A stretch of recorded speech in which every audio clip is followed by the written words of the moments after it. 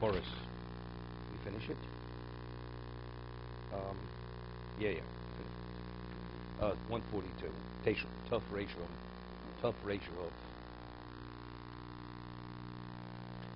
Okay, page 142. One should appease, one should ask forgiveness from his fellow every Yom Kippur. People should forgive us every Yom Kippur.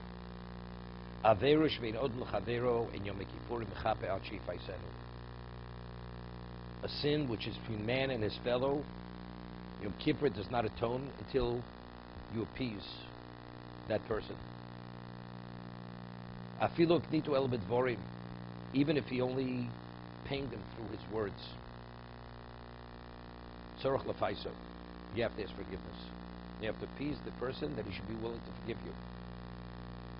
They made him a spice berishono, and if initially when you ask to be forgiven, he's not sufficiently appeased, and he's not willing to forgive you, you go back a second time, ushlishis, and you go back a third time, and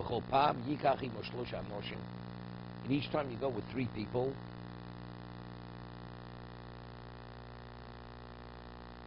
Then I think the Rambam says 3 people who are acquaintances of the person who you're asking to forgive you, not strangers. Otherwise, what do you bring 3 people for? Yeah. No. Yeah, 3 times with 3 people. No, if the first time you forgive, you're forgiven. You don't leave.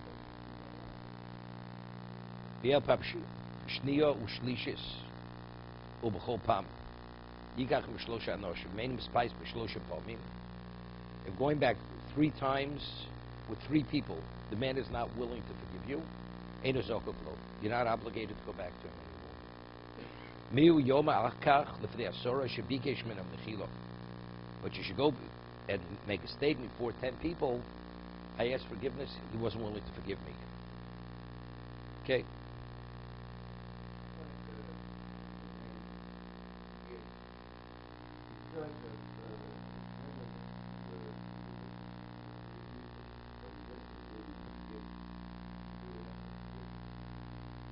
He's forgiven. Even though it's not simple. I once told a story of Rebelli Lapian. That somebody had said something, comes to Rebelli Lapian and says, I want to ask Mechila. So he says, what did you do? What did you ask him forgiveness for? The person was ashamed to say. And he says, unless you tell me what you said, I'm not willing to forgive you. And he forced the person to say what he said. And after he forgave him, he didn't forgive him right away. He says, come back in a week, or 3 days. And then he came back, he says, I forgive you. So he explained to the person why he told him to come back in a week. He says, when you told me what you'd said, I was very upset.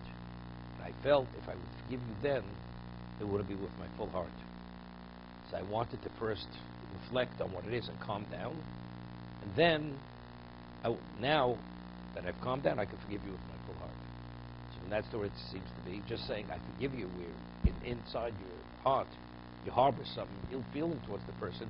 It's not a sufficient mechila, right, from that story. Even though we speak about a debt, right? The person owes you money. And even though you don't want to waive the debt, but you waive it. Once you waive it, it's gone. He doesn't owe you the money anymore, right? Regardless of what you feel afterwards. Forgiveness is forgiveness, right? Why is it different? He said, I forgive you. I forgive you. I'm letting you off the hook. Same thing. The person has a claim. I have a claim. I have a claim. I have a claim against you. I'm releasing it. That you hurt me, that I feel, whatever it is, okay, I'm letting it go. Right?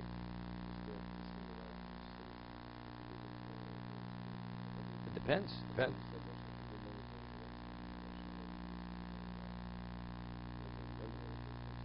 He said, I did many things. And he says, I forgive you. Anything you did against me, I forgive you. Forgiven. Let's see, Mishna Berura. So, he says, even with words, he aggrieved him. He said words which were hurtful. This is, people don't realize, person in jest says something. People are sensitive. Person didn't even really mean to offend a person. But people say things. Well, people sometimes are, because of their own personal predicament, they're very sensitive. And a person is not sufficiently sensitive to that person. So he said something which is impossible to know. You spoke to him as you speak to anybody. This person has certain issues because of his own situation, but nobody knows about it. And you treated him respectfully. But in his mind, you were not sufficiently sensitive. Right? That's his problem. That's not your problem. That's not your problem. But some people are insensitive. And as a result of that, person is offended or hurt, whatever it may be. I'm just saying, so on those dvarim doesn't have to be something which you openly insult the person. Doesn't have to be that. I understand that. But a person, right, you're right, 100%. But in a year, say you have an ongoing relationship with a person throughout a year, an employee. Sometimes, you may have been under pressure, you may have spoken to them in a certain way throughout the year. A Jew. You should ask a mechila to cover your bases. Unintentionally, but factually, if you did speak in a way which you shouldn't have, factually, you heard him by making a certain kind of statement. And what are we speaking? Erev Yom Kippur. I mean, a person does the wrong, you have to do the right thing throughout the year.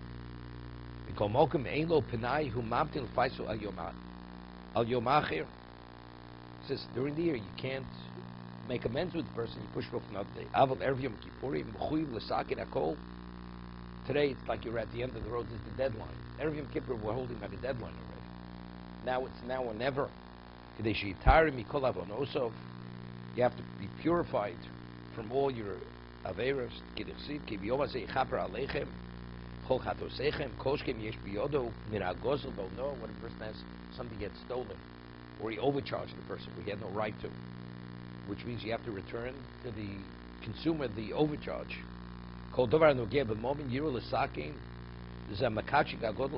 This is tremendous prosecution of a person withholding something that you have no right to have. You have a large measure filled with sins. What's the greatest prosecutor of all of them? The first prosecution is what? Is thievery.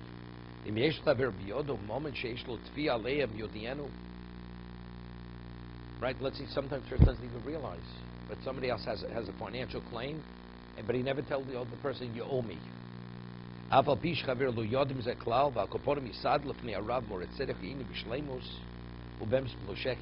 the Rav and present his case. And the person who feels he has a claim, he consult how should he deal with it with his claim. Anything which he has a financial issue, he should not rely on his own ruling, his own understanding. Person himself also. I probably don't know him. Maybe you do owe him. You have to go ask a shayla. Person's not even aware, it's one thing, but a person, maybe yes, maybe no. So go before a Rav or an expert in this field and let him rule for you. Even go, if you owe a man money, you have to give him. Sure, definitely.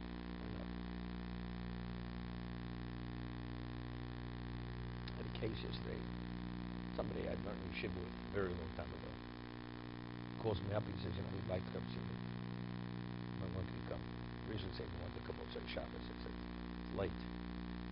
Sunday, give me a call Sunday. He calls me Sunday. Could I go? I said, yes.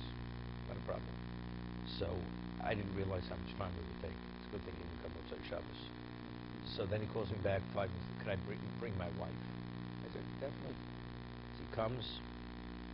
We're there between an hour and a half, an hour and 3/4. What was it? It was a whole financial claim where this was his wife was one of the children, and the brothers did something with the money of the mother. This with a will, very complicated.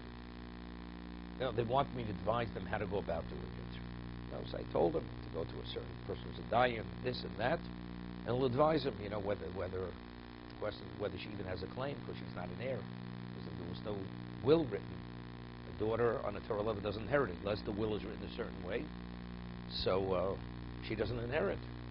So whatever she has, even though her brothers may have done the wrong thing, so that's an issue among her brothers, has nothing to do with you. Right? So she says, if that's the case, if I go to Bezdin, they can tell me I have no case. Why should I go to Bezdin? I'm talking to a religious couple here. I said, what do you mean, why should I go to Bezdin? You should go to Bezdin, that you should do the right thing. Because what the Torah says, that's what you're supposed to do. He said, but you realize, if I go to Bezdin, that means I have no case. I said, therefore what? I mean, your whole claim is because you feel you have a claim. But if the Torah says you have no claim, that means you have no claim. What do you mean? It doesn't make sense I should go to Bezdin. You understand what we're talking about? So how does a person's mind work? If a person feels he has a claim, doesn't have a claim, or he doesn't know, how is he going to rule? Of course he'll rule, he doesn't know. Therefore, you should go to a Rav, expert in the field, present your case, let him decide for you whether you owe or you don't owe. You can't leave it up to yourself. There's a case in the footnote in the Choftim Chaim, speaks of a case, and he goes, and this person goes to a Din Torah, and the Bezdin rules that he's guilty, he's the guilty party. He has to pay out. The person is beside himself. He meets a friend on the street, and he has the psak din, the psak of and he shows it to a friend of his, who's a businessman, smart businessman. And he says, just take a look at this, the way they ruled. The Rav or the Dayan doesn't know what he's doing. We have a bunch of buffoons in this community. And the other person reads it through, and he starts shaking his head, starts making comments, he has criticisms of the psak, and so on and so forth. And he goes, and the Choftim Chaim says, what the person did, he says, the page is as long as it is, it wouldn't be long enough to enumerate all the lavim and the essays that he was in violation of. And he goes to show exactly what. So he says, in parentheses, he writes, the Choftim Chaim, he says, but you realize, das balad batim, what is legal within in the field of commerce is not necessarily what the halacha dictates. That's number one, he says. Just because you think it's wrong, but if you're an expert in Choshen Nishpat, you'll understand maybe the ruling is a valid ruling. So where are you coming from? You're so proficient in the halacha that you know what's right and what's wrong. You're not in a position. You should have said to the man, let's go to the dayan. Let's discuss the case. If you feel he did the wrong thing, let's go. Maybe he would agree with you that maybe he made a mistake. Rather than right away siding with the man, criticizing, and saying he's not qualified, he's incompetent, so on and so forth. So I'm saying same thing. Well, I think I'm right. Well, the secular court would say differently. I said, it's irrelevant what the secular court's going to say. But if according to halacha, if you have no right, you have no claim. Okay?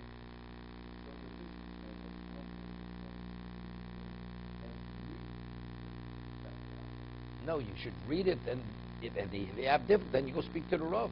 Go speak to the Dayan. And he'll explain to you whether you're right or wrong. Maybe he overlooked something. The businessman could be smarter than the Rav. He could be smarter. But he has no right to lodge a criticism unless he speaks to the Rav. Because the Rav may be aware of what you're saying, but it has no relevance because you're not aware of the halacha. So good, so go discuss it with him. Don't pass judgment that the man doesn't know what he's doing. He may reverse his ruling. That's what the Choftim Chaim writes there. The Rav may reverse his ruling. No, they have an obligation to explain it. He says, he cites even the source. You go to the Rav, look, a person is just a pest. You know what I mean? That's something else. But the person has a claim, he has an issue, you have a right. I mean, there's a procedure. Doesn't make a difference. But you say, I'll go with you. No, he can't come in as a third party just meddling. He'll go with the defendant, who is a party to the case, says, look, he doesn't understand. We're trying to resolve this. No, they're not. No. He's trying to understand this point in the ruling. They're not opening the case again. They may have to open the case if it has validity at this point, that the Rav made a mistake. He's asking clarification. It seems to be this is a mistake. Then he says something else. Very often, when a person loses a case on a subconscious level, he says, maybe if I would have said something else, maybe he would have ruled in my favor. So now when he speaks to the third party, he's even presenting it differently than the way he presented to the judge initially. Like a person goes for an interview, and he responds that way. Then afterwards, he rethinks what he says. I should have really answered the question differently, because then I would have had a better chance. So it's only after fact are you interjecting things that you didn't say at the time of the case. So what does this third party know? Is he aware of the way you presented your case? He's not aware of what you said.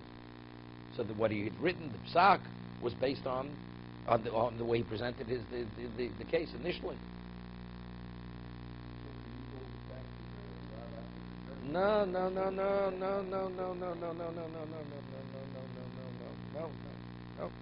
Who knows now? You have one. You could prove that that's the reality. But, well, you come with many things afterwards.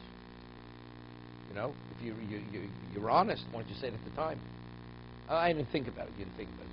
There's no such thing you didn't think about it. If you could present a document that's a fact, something else, then you'd open the case.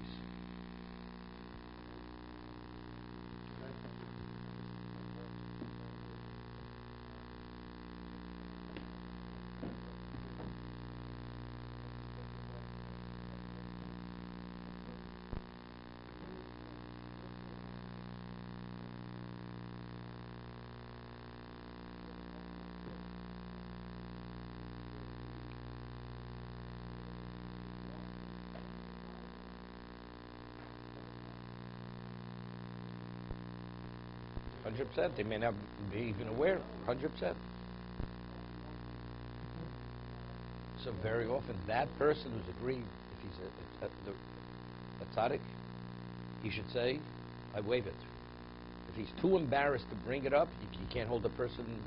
You're victimizing the other person. Sure. Okay, so if you're embarrassed, but then you let the guy off the hook. Manusha. You have a claim, make the claim. You don't have a claim, the man, if you would know, he'd be agreeable. He'd be agreeable to whatever, to make amends with it. So go to it. It's too embarrassing, okay? So because you're embarrassed, you can make the other person into a victim. You have no right to do it.